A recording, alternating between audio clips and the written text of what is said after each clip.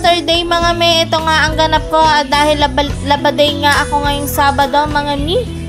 At dahil nga hindi pa natatapos yung tupiin ko nung nakaraan at ito na naman nga at may susunod na naman. Hay buhay, char.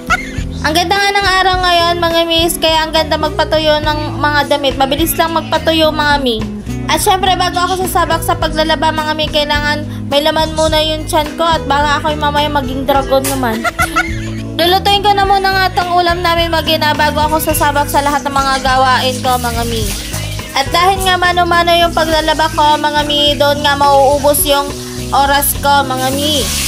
Habang nakasalang tong isda, so syempre magagawa muna ako ng sausawan namin kasi hindi masarap to kapag walang sausawan ng katulad kong may toyo. Share ko lang mga mi, ito nga palang platohan ko mga mi, nabili ko lang to dun sa bagong app. Pagkatapos kaya magawa ko ng sausawan mga mi, yan ihahain ko lang to, talagang nagugutom na ako, so kakain na kami mga mi.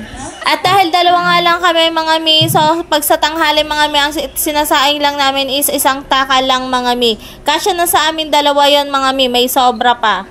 Kasi nga ang goal ko mga mi is mag-unti-unti akong mawala yung kanin ko, kumbaga parang puro ulam-ulam na lang ako mga mi. Pagkatapos nga namin kumain mga mi, ayan, minabutan naman kami ng kapatid ko ng itong ice cream mga mi. Favorite ko talaga itong ice cream na to mga mi, hindi nakakasawang kainin. Ito talaga yung sa lahat-lahat ng ice cream na tikman ko, ito talaga yung nagustuhan ko talaga, ang Korean ice cream.